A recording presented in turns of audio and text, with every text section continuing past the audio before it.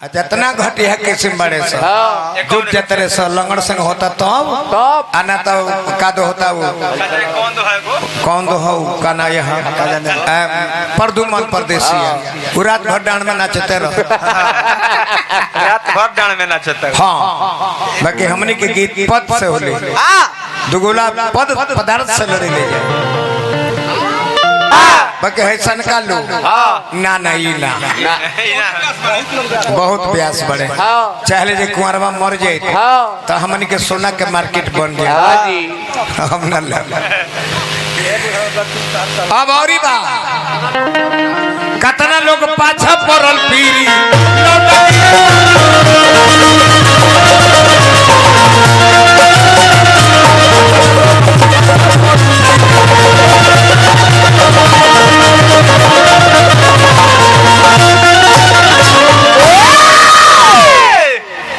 अब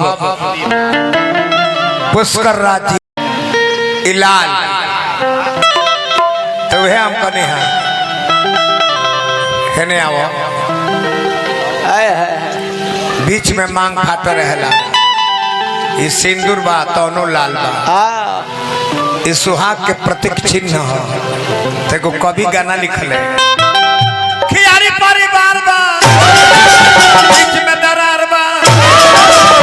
कभी जलाल बा बड़ी चटकार बा लाल बा लाल बा लाल बा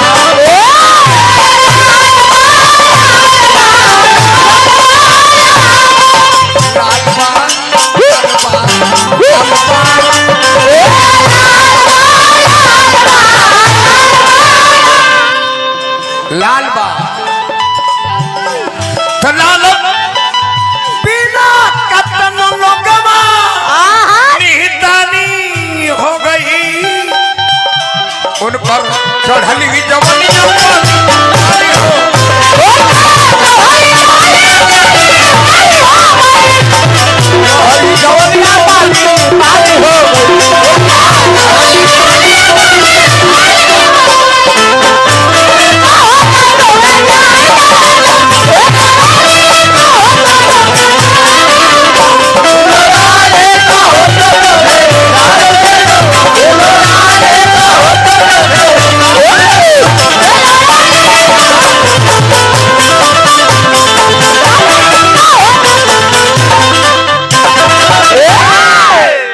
लाल लाल के वर्णन करता है लाल में लाखों गुण बे भाई लाल देह में खून बा जेकरा गोदी में लाल ही नहीं ओकर गोदी सुनबा जेकरा गोदी में लाल नहीं ओकर गोदी सुनबा लाल सिग्नल ना भई रहे अनुगुनाह रोड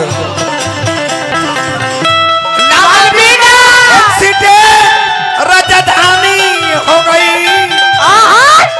उनकर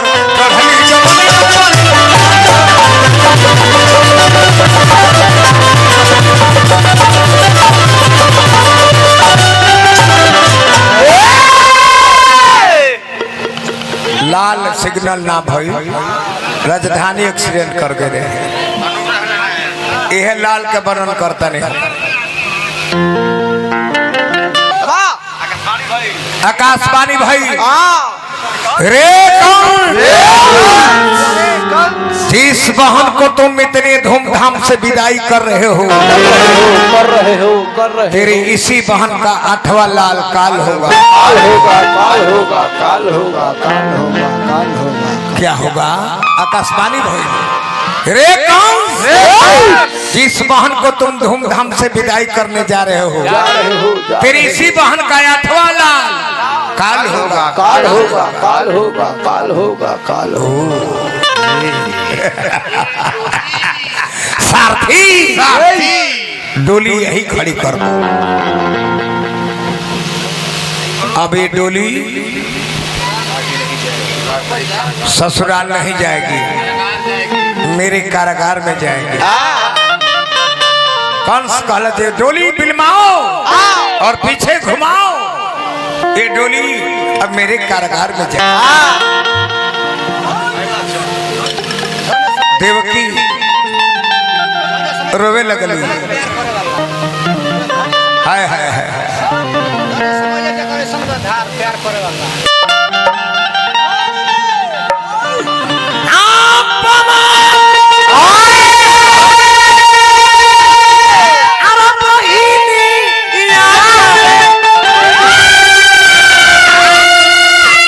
भिखारी ठाकुर वाला चीज हो।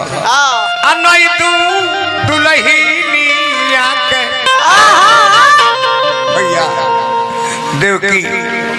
पैर पकड़ लेली आ कहतारी कि डलल भंवरवा में नैया ये भैया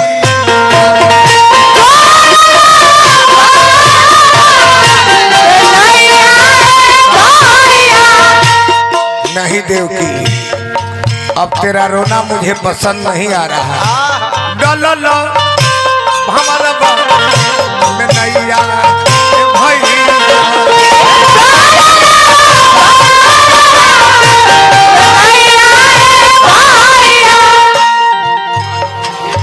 तेरा रोना धोना मुझे अच्छा नहीं लगता है। जब तेरा हिलाल अथवा मेरा काल होगा तो मेरे कारागार में तेरी डोली जाएगी। हाथ के लगावल गाछी घर के पोसल बाछी